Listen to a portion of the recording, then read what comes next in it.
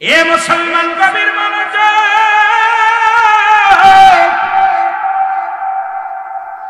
এই ওমরে ফারুকের কয়েকটা কথা আমি বলে যাই, শুনেলাম মুসলমান, শুনেলাম। নবীর প্রেমে পড়ে আল্লাহর ভয় যার, তার ভিতরে তাকওয়া ঢুকছে, আল্লাহর ভয় ঢুকছে। এর মধ্যে এক ইহুদি, এ মুসলমান শোনো, মদ ফেনে মদ পান করতে করতে রওনা দিছে রাস্তা দিয়ে। ওপেনে মদ খায়। হযরত উমরে ফারুক ওই রাস্তা দিয়ে যাইতেছে। আল্লাহু আকবার। রাস্তা দিয়ে যাইতেছে। উমরে ফারুক এত বড় পালোয়ান ছিলেন, এত বড় নেতা ছিলেন।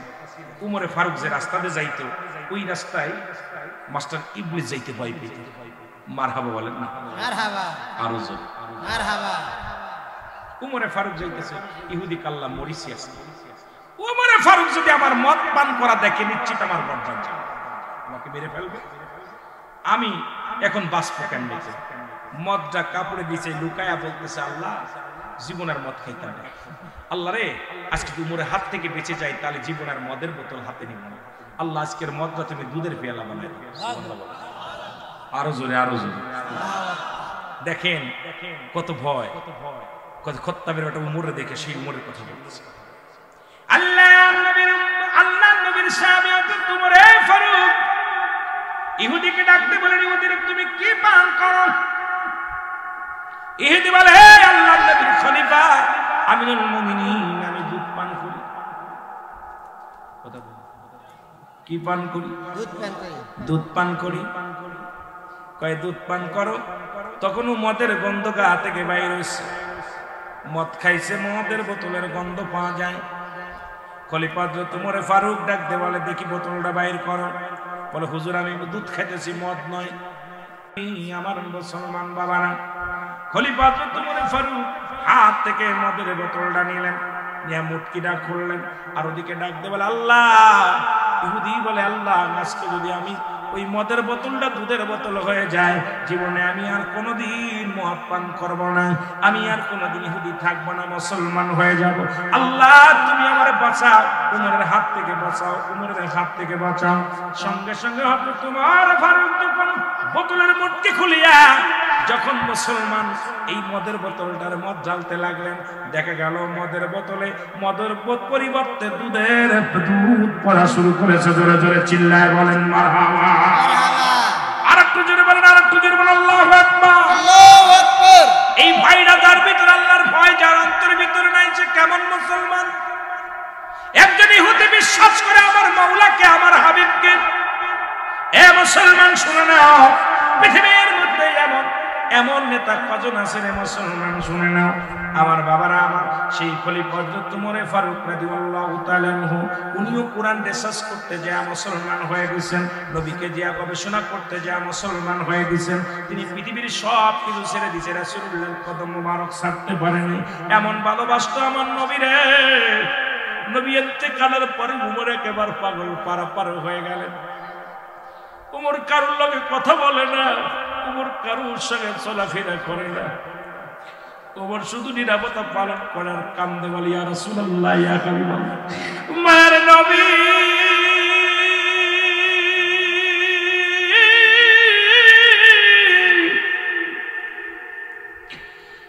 আমি খত্তাবের বেটা উমর, ইয়া রাসূলুল্লাহ, ইয়া হাবিবাল্লাহ, আপনাকে ছাড়া আমি কি নিয়ে বাঁচব? আপনাকে ছাড়া আমি কি নিয়ে থাকবো? আপনাকে দেখে আমি ক্ষুধার যন্ত্রণা ভুলে যেতাম, আপনাকে দেখা পর দুনিয়ার কষ্ট দূর হয়ে যেত। ইয়া রাসূলুল্লাহ, ইয়া হাবিবাল্লাহ, আমি ওর আপনাকে ছাড়া থাকতে পারি না, কষ্ট পাই, আপনার বিরহ যন্ত্রণা আমি সহ্য করতে পারি না। ইয়া রাসূলুল্লাহ, ইয়া হাবিবাল্লাহ, নবীকে হারায়া হযরত উমর বড় পেরেশানিত হয়ে গেলেন, পাগলের মতো হয়ে গেলেন, কান্দে, আর ইয়া রাসূলুল্লাহ, ইয়া হাবিবাল্লাহ বলে চোখের পানি ছেড়ে কাঁদে। খলিফা নির্বাচিত হলো, খলিফা নির্বাচিত হলো, সবাই মিলে হযরত আবু বকর সিদ্দিক রাদিয়াল্লাহু তাআলা আনহু ইসলামের প্রথম খলিফা বানায় দিলেন। প্রথম অধিবেশনে হযরত ওমর ফারুক উনিও রাজ দরবারে প্রবেশ করলেন। খলিফা হযরত আবু বকর সিদ্দিক রাদিয়াল্লাহু তাআলা আনহু উনি রাজ দরবারে যাইয়া উনি যখন বসলেন, মুসলমান কুরসির মধ্যে বসলেন। বসার পর সবাই খুশি হইলেন, সবার মুখে আনন্দের ছাপ, সবার মুখে দিয়া মিষ্টি হাসি, সবাই আনন্দ পাইলেন। কারণ যোগ্য ব্যক্তি চেয়ারখানা পেয়েছে। রাসূলুল্লাহ যে ময়দানে বসতেন, রাসূল যে বিচারগুলো করতেন, রাসূলের উত্তরসূরি নবীজির একমাত্র নবীজির শ্বশুর মুবারক, আমার নবীজির এক হলো শ্বশুর মুসলমান, দ্বিতীয় হলো প্রথম খলিফা নবীজির শ্বশুর নবীজির বিবি আম্মা জান আয়েশা সিদ্দিকার আব্বা জান ছিলেন হযরত আবু বকর সিদ্দিক রাদিয়াল্লাহু তাআলা আনহু। যোগ্য ব্যক্তি চেয়ারের মধ্যে বসেছেন, যোগ্য ব্যক্তি খলিফা হয়েছেন, সবাই আনন্দিত। কিন্তু পাশে দাঁড়াইয়া হযরত ওমর ফারুক চোখের পানিগুলো দরদর করে ছেড়ে দিয়ে কাঁদতে লাগলেন। হাউমাউ করে কাঁদে, সবাই ওমরের কান্না দেখে ফিরে তাকাইলেন। উপস্থিত যত মুসলমান শ্রোতা ছিলেন, উপস্থিত রাজ দরবারে যত মেহমান ছিলেন, সবাই কান্নার আওয়াজ শুনতে পাইলেন। সবাই তাকায় দেখে ওমর কান্দে, ওমরের চোখে পানি। সবাই আবু বকর ডাকতে বলে, ভাই ওমর তুমি কেন কান্দো? তোমার তো আজকে কান্নার কথা না, সবাই তো আমার খলিফা বানায় দিছে, সবাই মিলে যেহেতু আমার রায় দিছে, এই চেয়ারের যোগ্য ব্যক্তি বানাইছে, আমি আসলে যোগ্য নয়। ভাই ওমর রায়, ও ভাই, মনে হয় আমি খলিফা হয়েছি, নেতা হয়েছি, তুমি মনে হয় মানতে পারো নাই, এই জন্য তোমার চোখে পানি, তুমি হাওমাও করে কান্দো। নেও, আমি চেয়ারের দরকার নাই, আমি আবু বকর এই চেয়ারটা আমি ওমরকে দিয়ে দিলাম। কারণ ওমর যখন কালেমা পড়েছিল মুসলমান তখন সরাসরি মুসলমান ওপেন তারা নামাজের আহ্বান করেছিল, মক্কা মদিনায় আযান শুরু করেছিল।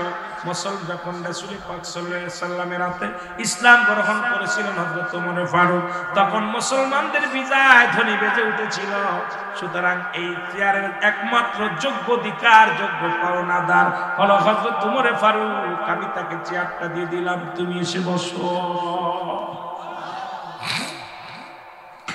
ওমর ফারুকের কান্না আরো বেড়ে গেল। আল্লাহু আকবার। হযরত ওমর ফারুক আরো জোরে জোরে ফুপায়, ছোট মানুষের বালকের মতো কান্দে।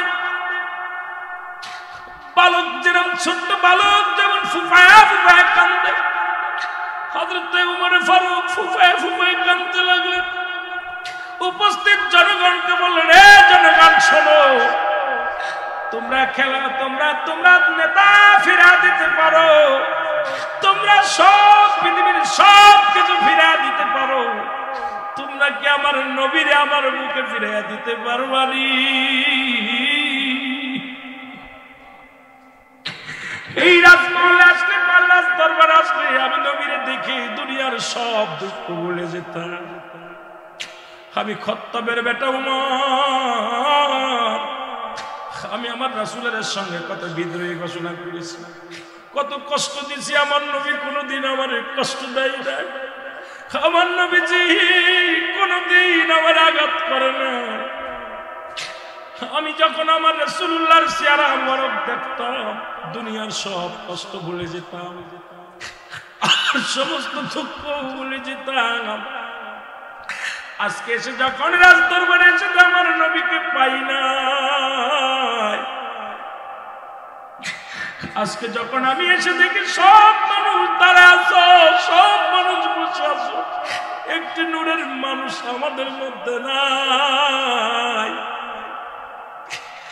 একটা মানুষ, আমি আমার নূরের নবী, আমার মায়ের নবী, আমার জান, আমার প্রাণ, তোমরা এতই যদি পারো আমার নবীরে তোমরা বুকে ফিরায়া দাও। আমি চাই না ধনজ্ঞান, চাই না আমি রাজত্ব, চাই না জমিদারি, আমি শুধু নবীর চাই, নবীর ভালোবাসা বিহুনে আমি সহ্য করতে পারি না। এ মুসলমান শুনে নাও, পৃথিবীর মধ্যে নবীর সাহাবীরা এরকম নবীকে ভালোবাসতো। তারা ক্ষমতা লোভী ছিল না, টাকার লোভী ছিল না, সম্পদের লোভী ছিল না, তারা একমাত্র আমার রাসূলকে তারা জীবনের চাইতে ভালোবাসতো। ও মুসলমান, গভীর মনোযোগ, আতিউল্লাহ আতিউর রাসূল, অনুগত করত আল্লাহ, অনুগত করত রাসূলের, জীবনের পরোয়া করত না, আল্লাহর প্রতি অনুগত থাকতো, রাসূলের প্রতি অনুগত থাকতো। কিন্তু আমরা অনুগত করি অনেকে আল্লাহ নবীর অনুগত করি না। কেমন মুসলমান জনগণ চিল্লায় বলেন ঠিক কিনা? আতিউল্লাহ আতিউর রাসূল। আমার আল্লাহর প্রতি যেমনি অনুগত্য ছিল সাহাবীদের, নবীর প্রতি অনুগত্য এরকম ছিল। আমরা নবীর অনুগত্য না থাইকা ফালাফালি করে নবীর নাম শুনলেই ওর কলিজার মধ্যে আগুন ধরে যায়। রাসূলুল্লাহর নাম শুনলে, নবীজির নাম শুনলে এই বেঈমান মুনাফিকদের কলিজার মধ্যে আগুন ধরে যায়। জেনে বলেন, আরো জেনে বলেন। ওই আমি কেমন করে, ওই আমি কেমন করে যাইব মওলা নবীজির দেশে, আমি কেমন করে যাইব মওলা নবীজির দেশে, যে দেশে মোর আসেন শুইয়া মোর নবীজি, যে বলেন যে দেশে মোর আসেন শুইয়া মোর নবীজি রে, বলেন তে মোর দেশেতে ঘুমায় আছেন মোর নবীজি, যে নবী রহমতের নবী, নবী পাপীদের নবী, নবী রহমতের নবী, নবী পাপীদের নবী, সদাই কাঁদিতেছে দয়াল নবী উম্মতির প্রেমে, সদাই কাঁদিতেছেন দয়াল নবী উম্মতের প্রেমে, আমি কেমন করে যাব মওলা নবীজির দেশে, আমি কেমন করে যাব মওলা নবীজির দেশে, বলেন কেমন করে যাব মওলা নবীজির দেশে, ওরে যেই দেশে মরেছেন গোমার নূর নবীজি রে, হায় হায় যেই দেশে মরেছে গোমায় নূর নবীজি রে, আমি কেমন করে যাব মওলা নবীজির দেশে, বলেন কেমন করে যাব মওলা নবী। ধন্য হলো আরব ভূমি, ধন্য মক্কা দেশ, ধন্য হলো আরব ভূমি, ধন্য মক্কা দেশ, ওরে ধন্য হলো মরুভূমি, ধন্য হলো মরুভূমি সোনার মদিনা দেশ, ধন্য হলো মরুভূমি সোনার মদিনা দেশ, যে দেশে মোর ঘুমায় আছে মোর নবীজি, যে আঘাই যে দেশে মোর ঘুমায় আছেন মোর নবীজি রে, কেমন করে যাব মওলা নবীজির দেশে, বলেন কেমন করে যাব মওলা নবীজির দেশে, যে দেশে মোর ঘুমায় আছে মোর নবীজি, যে আঘাই যে দেশে মোর ঘুমায় আছে মোর নবীজি, যে বলো যে দেশে মোর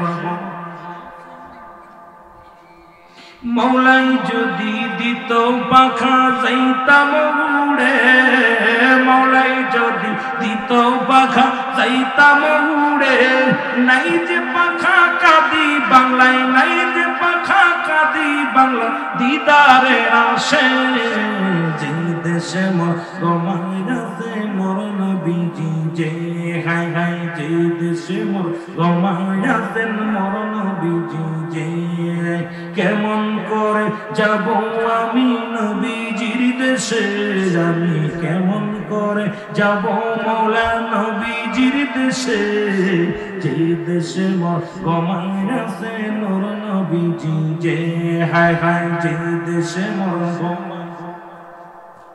একটু মহব্বতে বলেন যে দেশে মোর ঘুমায় আছেন মোর নবীজি, যে মহব্বত আল্লাহুম্মা সাল্লি আলা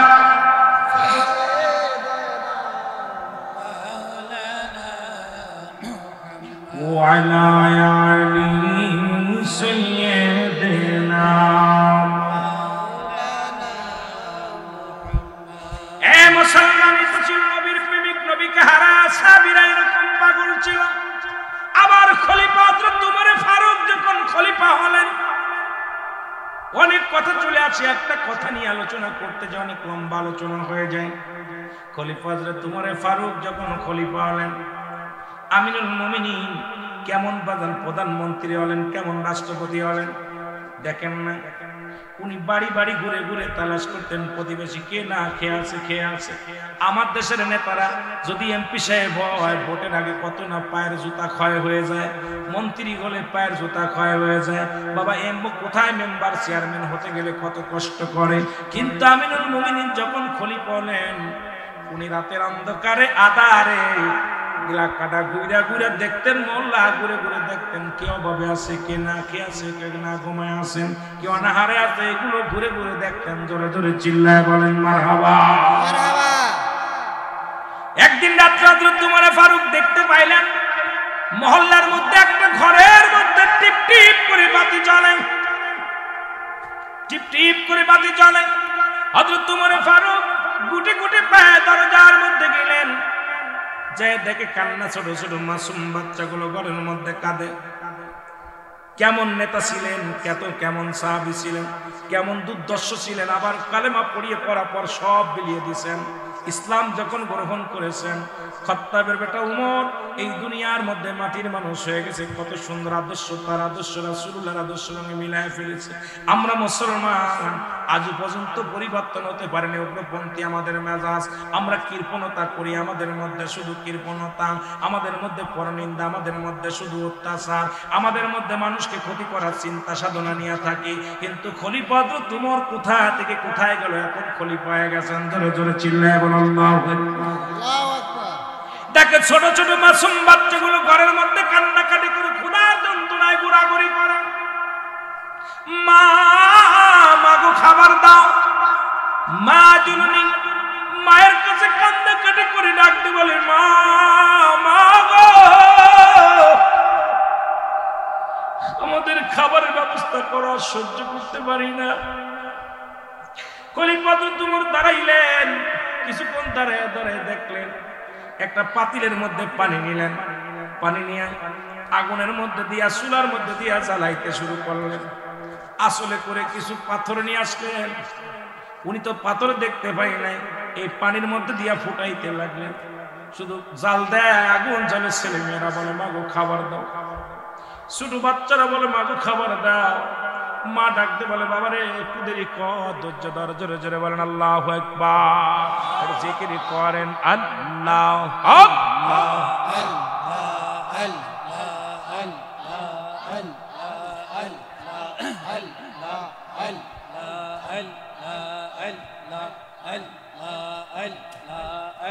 জোরে জোরে।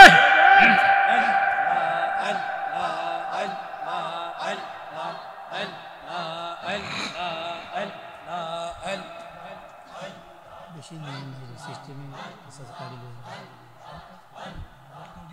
একটু নগদ একটা কালেকশন কেউ দিলে না দিলে নগদ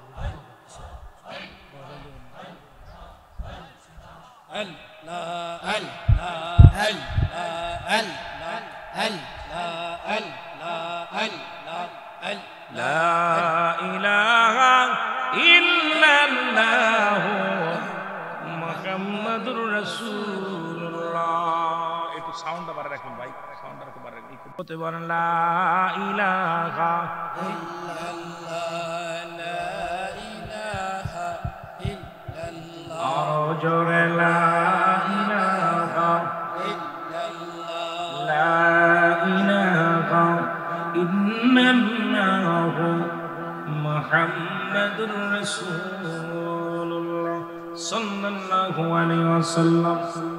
এ ভাইরা আমার, বন্ধুরা আমার, যে কথা বলতেছিলাম, ছোট্ট ছোট্ট মাসুম বাচ্চাগুলো কান্না জুড়ে দিলেন, মা খাবার দাও, মা খাবার দাও। মা সান্ত্বনা দেয়, মা সান্ত্বনা দেয় বাবা একটু ধৈর্য ধর, এই তো খানা হয়ে আসলে, একটু দেরি কর। ছোট ছোট মাসুম বাচ্চাগুলো ক্ষুধার যন্ত্রণায় কাঁদতে কাঁদতে ঘুমায় পড়লো।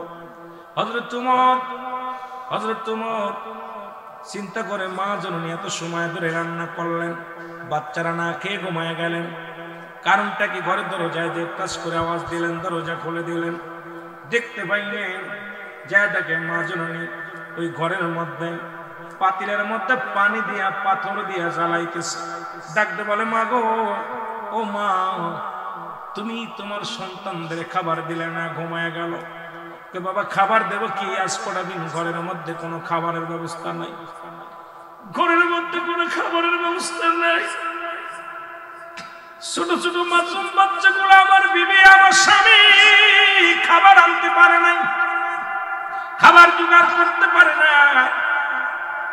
আজ কটা দিন ঘরের মধ্যে কোনো খাবার নাই।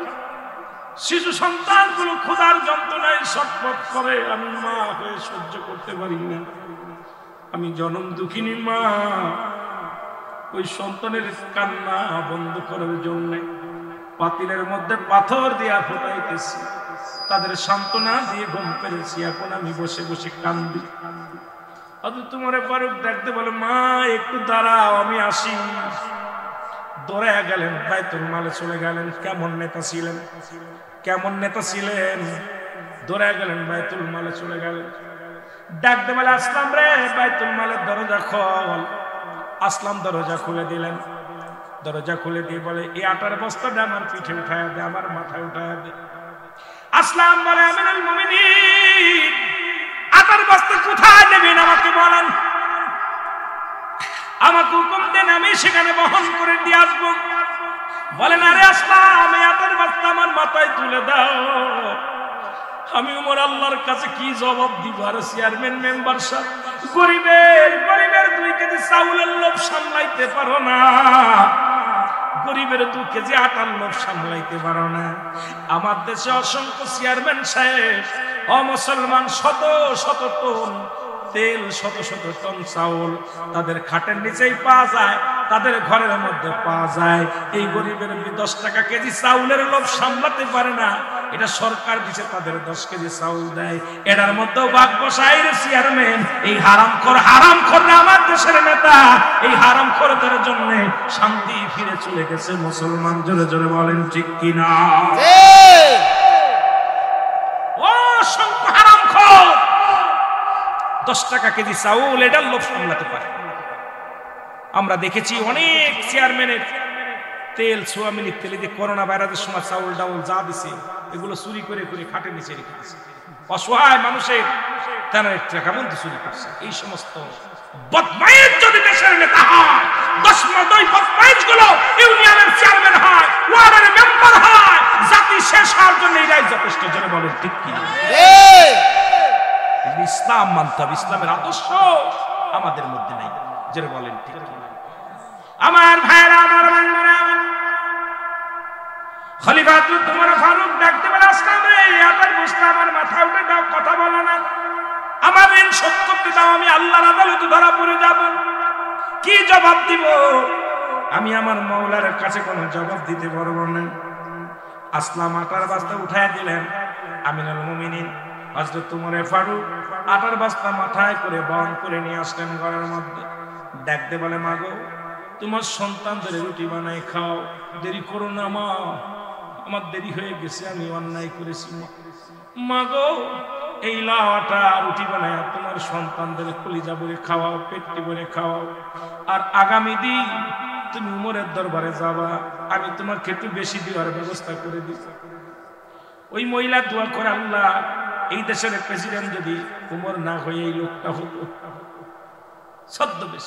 আর আমাদের নেতারা দেখছেন, এই যে রমজান মাসে দেখলাম কিছু ফেতরা দেশে দেখলাম ঠেলি ঠেলি ফেলে দিচ্ছে, আর এইরকম দেখাচ্ছে 3 বের ক্যামেরা ধরতেছে, একখান লুঙ্গি একখান শাড়ি দিতেছে, 4 বার ভিডিও করতে। জোরে বলেন ঠিক কিনা?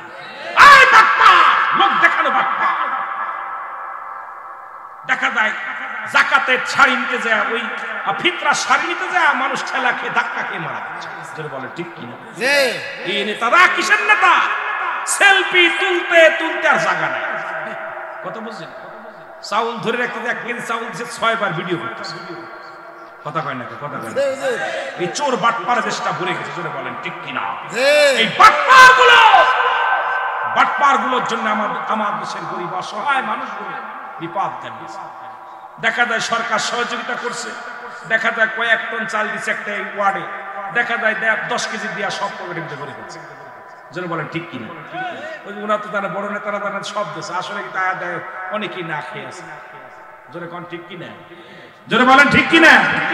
আবার এই বছর দেখলাম আমাদের সে কিছু ওলামা একরাম দেখলাম ওই মুড়ির টুপলা খাজুরির টুপলা দুই একটা তারাও সেলফি তুলে তুলে লাইন দিলে ধরা দিচ্ছে। আমি কাহিনী তোরাও শিখে গেছি নেতা হওয়ার জন্য, তোদের সেলফির দরকার কে?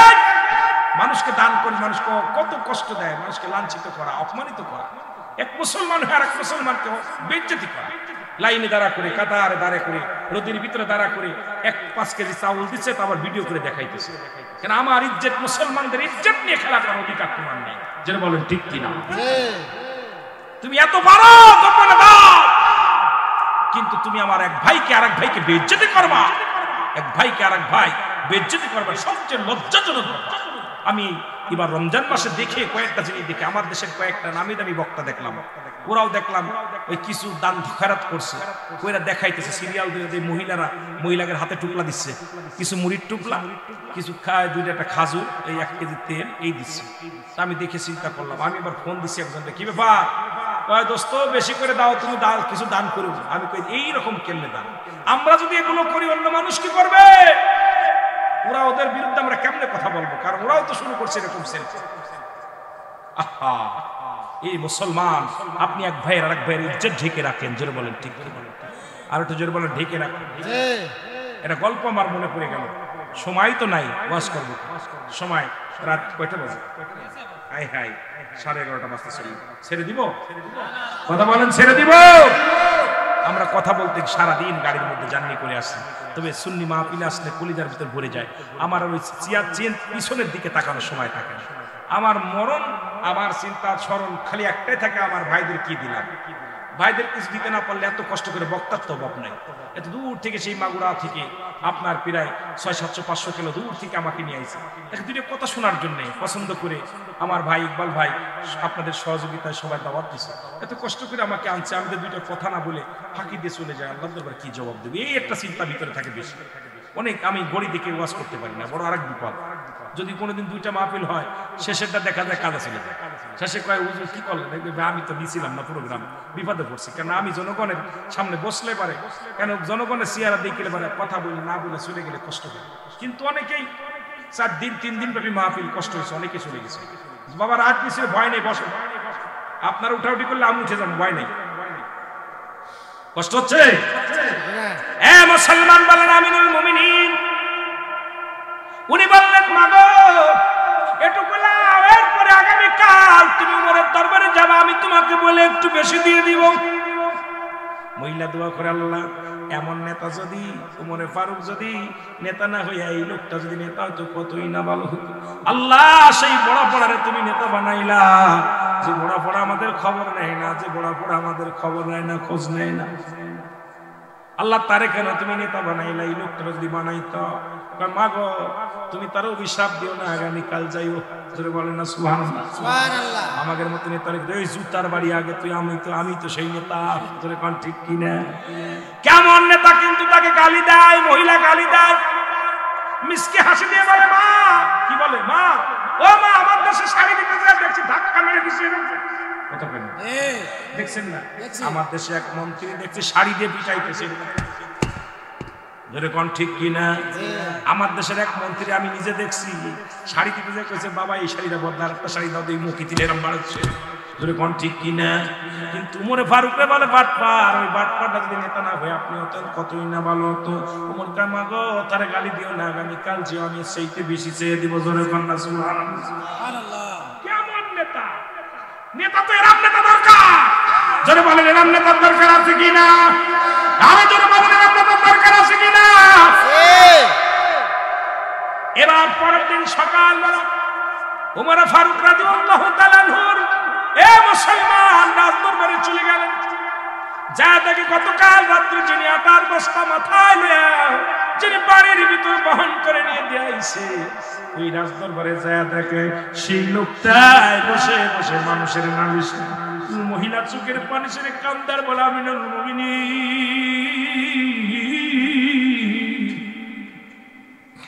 আমি আপনাকে চিনতে পারি না, কতগুলো কথা বলে ফেলেছি, আরে আপনাকে আমি কত অপমান করেছি, কত গালি দিয়েছি, আপনি প্রতিবাদ করেন। খলিফা তোমার ফারুক চোখের পানি ছেড়ে বলে, মা আপনি তো আমাকে গালি দিবেন, আমি আল্লাহর আদালতে কি জবাব দিব? দেরি হয়ে গেছে, আমি আপনার সময় মতো খবর নিতে পারি না, সময় মতো আপনার আমি ত্রাণ দিতে পারি না, এই খবর নিতে পারি না। আমার আল্লাহর আদালতে আমার আল্লাহ যদি ধরে, আমি ওর কোন রকম জবাব দিতে পারবো না। গুম্মা আপনি ভুল করেন নাই, ভুল তো আমার ছিল, আমার আরো আগে যাওয়ার দরকার ছিল। জোরে জোরে চিল্লায় বলা যাবেন না মারহাবা। আর আমাদের নেতার ভুল ধরলেই জেলখানায়। কথা যদি বলা যায় না, দিলেন না কান, করলেন না কান, সকালবেলায় হাতে হ্যান্ডকাপ। কথা বলেন, কথা বলেন। এই জন্য আমি আপনাদেরকে বলি, ওই সাহাবীদের আদর্শ, সাহাবীদের আদর্শ, মুসলমান তাবিঈদের, সাহাবীদের, মুসলমান তাবিঈদের, তাবিঈদের, বায়ান খোলাফায়ে রাশিদিন এবং দুনিয়ার মধ্যে বর্তমান যেমন ওলি আল্লাহদের আদর্শ, ওলামায়ে কেরামদের আদর্শ আমাদের মধ্যে ধারণ করতে হবে, নবীর আদর্শ আমাদের ভিতর ধারণ করতে হবে, তবে শান্তি ফিরে আসবে। জোরে বলেন ঠিক কিনা? ও দেশের ভাই রে, বল না কোথায় যাই রে, একটু শান্তি বলো কোথায় গেলে পাই রে, বলো যে একটু শান্তি বলো কোথায় গেলে পাই রে, একটু শান্তি বলো কোথায় গেলে পাই রে। পাম্পে তেল নাই, মরিচি ঝাল নাই, নবাবারি নবাব নাই, যুবকের কাম নাই। জোরে কোন ঠিক কিনা? এই ওয়াজ করলো বিপদ। পাম্পে তেল নাই, মরিচে ঝাল নাই, নবাবারি নবাব নাই, যুবকের কাম নাই। চারিদিকে দেখি শুধু নাই কিছু নাই রে, চারিদিকে দেখি শুধু নাই কিছু নাই রে, ও দেশের ভাই রে, বল না কোথায় যাই রে, একটু শান্তি বলো কোথায় গেলে পাই রে, একটু শান্তি বলো কোথায় গেলে পাই রে। জোরে বলো ঠিক কিনা? মসজিদে গেলে পারে শান্তি খুঁজে পাই রে, মাহফিলে গেলে পারে শান্তি খুঁজে পাই রে, পিতা মাতার খেদমত করলে শান্তি খুঁজে পাই রে, পর্দা করলে পারে শান্তি খুঁজে পাই রে, নামাজ আদায় করলে শান্তি খুঁজে পাই রে, দান সদকা করলে পারে শান্তি খুঁজে পাই রে। জোরে বলেন ঠিক কিনা? চারিদিকে দেখি শুধু নাই কিছু নাই রে, চারিদিকে দেখি শুধু নাই কিছু নাই রে, ও দেশের ভাই রে, বল না কোথায় যাই রে, একটু শান্তি বলো কোথায় গেলে পাই রে। ঠিক কিনা? ঠিক কিনা? সব দিকে যেদিকে তাকাই সেদিকে না। আল্লাহ আমাদের বুঝার তৌফিক দান করুন। জোরে বলুন আমিন। আরো জোরে বলেন আমিন। আপনাদের কষ্ট হচ্ছে? কষ্ট হচ্ছে? আমি কোরআনের কেবল ওই জায়গা গেছি, এখনো আয়াত শেষ করতে পারি। কথা বোঝেননি? ওই একটা আয়াতের মোটামুটি আমার বিষয় ভিত্তির উপরে না দেয়, হঠাৎ করে চলে গেছি, কোন দিক থেকে কোনে চলে গেছি। আলোচনা চাইতেছিলাম একদিকে যাইতে, আবার ভাই বলছিল তো বিলালের জীবনের দিকে আগুনে যেতে পারিনি, কারণ আলোচনার মন এরকম 2-4টা আয়াত আপনাদেরকে নিয়ে বসতে হবে, তাহলে কিছুটা আপনাদেরকে দিতে পারবো, এক একটা বিষয়ের উপরে কথা বলতে পারবো, মজা লাগবে তখন। কিন্তু আমার বাবারা একটা বিষয়ের উপরে কথা বললে, এই যে হযরত ওমর ফারুকের কয়েকটা চরিত্র নিয়ে কয়েকটা কথা বললাম, এক হলো মুসলমান থাকাকালীন, মুসলমান হওয়ার পর, এরপরে খলিফা হওয়ার পর, এরপরে নেতা হওয়ার পর তার আদর্শ আমরা বুঝতে পারলাম। কিন্তু আমাদের দেশে যদি একটু মানুষ গরিব থেকে একটু বড় লোক হয়, ও আর পিছনেরটা ভুলে যায়। জোরে কোন ঠিক কিনা? চরিত্র পরিবার চোখ উল্টায়। জোরে বলেন ঠিক কিনা? চোখ উল্টা ওরে জিগাই যে তুই তো একসময় ভাত খাইনি মানে, কথা বলছেন কি? কারণ ওর যেই পরিবর্তন হয় ওর চোখ উল্টে যায়। জোরে বলেন ঠিক কিনা? কিন্তু হযরত ওমর পরিবর্তন হয়েছে একটা থেকে একটা, তার চরিত্র পরিবর্তন হয়েছে কোনটা? আল্লাহ রাসূলের দিকে ঝুঁকে পড়ছে, তার ভিতরে অহংকার আসে না, নেতা হয়েছে কিন্তু নেতা হওয়ার পরও নিজেকে বিলিয়ে দিছে মানুষের জন্য। আমরা সুন্নিরাও চাই যত আমি ছোট থাকি আর বড় থাকি, আল্লাহ রাসূলের প্রেমে জীবনকে বিলিয়ে দেব। জোরে বলেন ঠিক কিনা? রাজি আছেন সবাই? আরো জোরে বলেন রাজি আছেন? নারায়ে তাকবীর, নারায়ে রিসালাত, ইয়া রাসূলুল্লাহ, নারায়ে গাউসিয়া, ইয়া গাউসুল আযম। মারহাবা বলেন, মারহাবা। আরো জোরে বলেন মারহাবা। যেহেতু যদি সময় পাই আর একটু কথা বলবো, একটু কষ্ট দিব আপনাদেরকে।